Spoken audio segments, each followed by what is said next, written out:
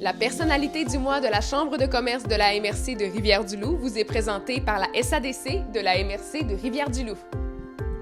Bonjour à tous. La personnalité du mois de la Chambre de commerce de la MRC de Rivière-du-Loup est Maryse Rancourt ce mois-ci, pour le mois de mars, pour sa grande implication auprès des femmes, notamment dans le cadre de la Journée internationale du droit des femmes. Bonjour. Bonjour.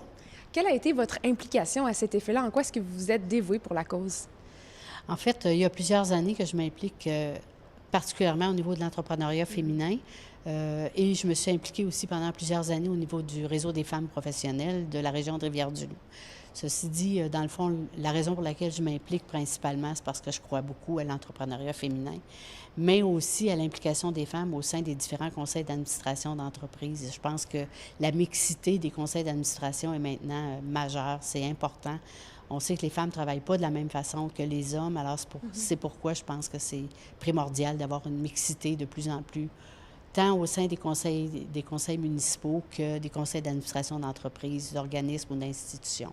Vous êtes aussi administratrice de Femmes et Sœurs, donc qui est depuis plusieurs années aussi, qui est un organisme, expliquez-moi un petit peu son but, un organisme qui s'implique auprès des femmes là, dans le domaine de l'entrepreneuriat. Oui, tout à fait. Dans le fond, Femmes et Sœurs, qui est maintenant un regroupement national, est une organisation qui travaille principalement à la promotion de l'entrepreneuriat au féminin.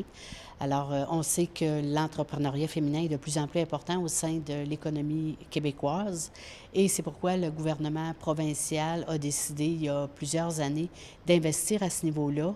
Et depuis, je pense, 3 ans maintenant, les 17 bureaux québécois ont été regroupés sous une seule institution qui est régie par un conseil d'administration national dont je suis très fière de faire partie.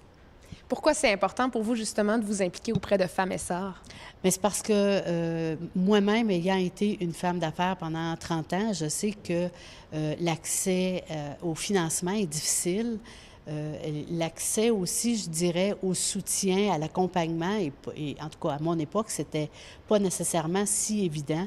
Alors, c'est pour ça que je trouve ça important de pouvoir soutenir les femmes qui ont un projet d'affaires, qui veulent s'investir, encore là, parce qu'on sait que les femmes sont en affaires pas nécessairement pour les mêmes raisons que les hommes vont l'être. Et souvent, elles manquent de confiance en elles. Elles ont besoin d'être soutenues, d'avoir un accompagnement.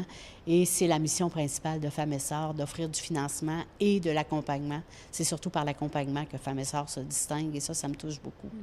Lorsque vous avez appris votre nomination en tant que personnalité du mois de la Chambre de commerce de la MRC de Rivière-du-Loup, quelle a été votre réaction?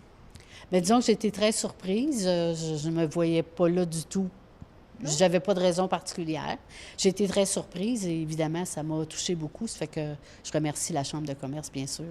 Est-ce que vous avez un message d'espoir, peut-être un mot d'encouragement à lancer aux femmes aujourd'hui? Et mon Dieu. Aux femmes entrepreneurs, là, qui peut-être qui ne se font pas assez confiance, justement. Bien, il faut oser. Je pense que c'est important d'oser, d'essayer de pousser plus loin, des fois, une pensée ou un objectif qu'on peut avoir. Il ne faut pas se limiter à penser qu'on n'est pas capable. Au contraire, je pense que n'importe qui est capable. Il s'agit d'avoir un bon projet, d'avoir une bonne idée et surtout d'avoir, de savoir pourquoi on veut le faire et non pas simplement avoir un objectif d'entreprise, mais de savoir pourquoi on veut le faire.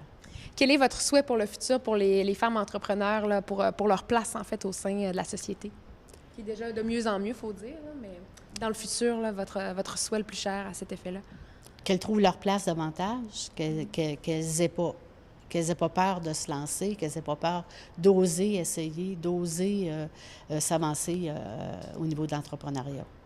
Bien, merci beaucoup, puis encore félicitations pour votre titre. Merci beaucoup.